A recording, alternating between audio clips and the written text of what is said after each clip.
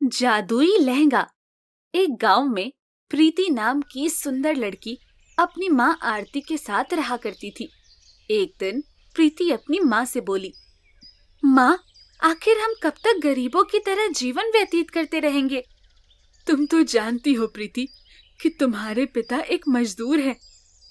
माँ, गांव की सभी लड़कियां कपड़ों को लेकर अक्सर मेरा मजाक उड़ाती हैं। तुम उनकी बातों पर ध्यान मत दिया करो बेटी। तुम्हारे पिता चौधरी के घर पर मजदूरी कर रहे हैं। मैं उन्हें खाना देकर आती हूँ। इतना बोलकर आरती टिफिन लेकर अपने पति रामू के पास चली गई। रामू ने ईंटों का भारी वजन उठाया हुआ था। रामू ईंटें जमीन पर रखता हुआ बोला, मैं तुम्हारा ही इंतजार कर रहा था आरती। बहुत तेजी से भूख लगी है। तुम्हारे सर पर तो ईंटों का बहुत भारी बोझा था। तुम्हें इस उम्र में इतना भारी वजन नहीं उठाना चाहिए। चौधरी का कहना है कि जितनी जल्दी काम करोगे उतने अच्छे पैसे मिल जाएंगे और मुखिया की बेटी का विवाह भी होने वाला है। मुखिया की बेटी नंदिनी प्रीति की बहुत अच्छी दोस्त है। तो तुम कहना क्या चाहते हो? मैं अपनी बेटी के लिए नए कपड़े बनवाऊंगा आरती, और इसके लिए अच्छे खासे पैसे की जरूरत है। आरती चुपचाप घर आ गई, मगर कुछ ही देर में उसे अपने घर के बाहर शोर सुनाई देने लगा।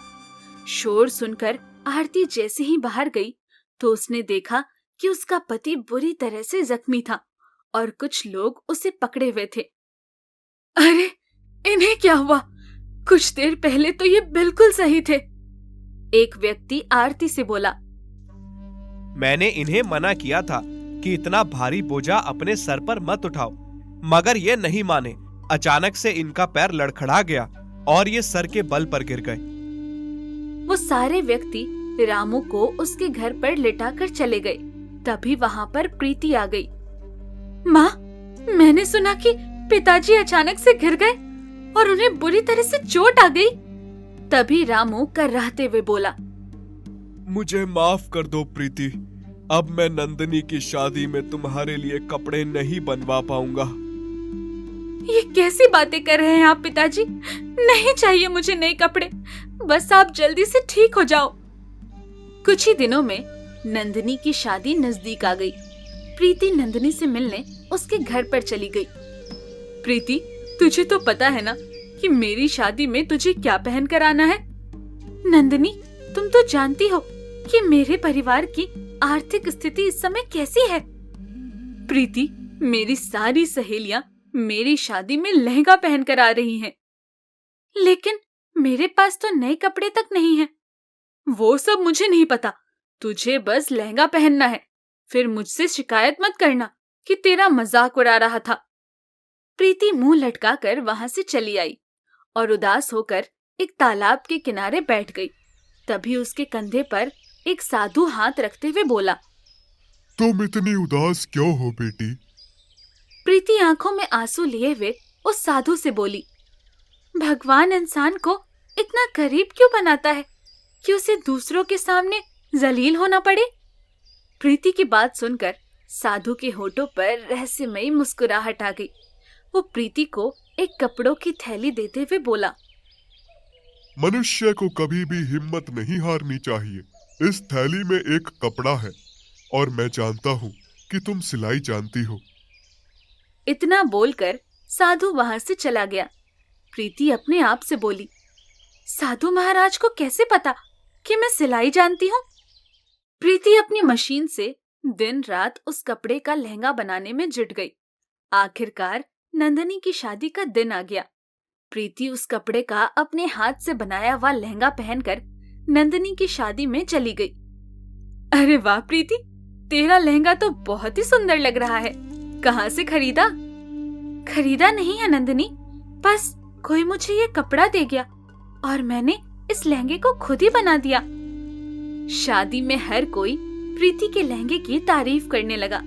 तभी एक सज्जन पुरुष प्रीति के पास आकर बोला, तुम्हारा लहंगा बहुत सुंदर है। इसका डिजाइन जिसने भी बनाया है वो बहुत ही टैलेंटेड होगा। क्या तुम उसे मुझसे मिलवा सकती हो? अगर ऐसी बात है तो वो डिजाइनर आपके सामने खड़ी है। मेरा नाम अर्जुन है और मैं एक फैशन डिजाइनर हूँ। क्या तुम मेरी कंपनी में फैशन डिजाइनिंग का काम करोगी? अर्जुन की बात सुनकर प्रीति की आंखों में आंसू आ गए और प्रीति उस दिन से उसकी कंपनी में काम करने लगी। प्रीति के घर के हालात बदल गए। अब टूटे फूटे मकान की जगह सुंदर घर बन गया था। कुछ सालों बाद प्रीति एक लग्जरी कार से उसी तालाब के पास आकर खड़ी हो गई कि तभी पीछे से वही साधु उसके कंधे पर हाथ रखकर बोला, अब क्या हुआ बेटी? अब यहाँ पर क्यों उदास खड़ी हुई हो? प्रीति उस आवाज को तुरंत पहचान गई। मैं यहाँ पर आपका ही इंतजार कर रही थी। आप कौन हैं?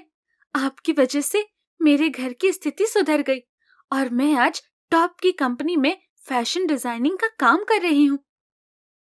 मैं तो एक साधारण साधु हूँ।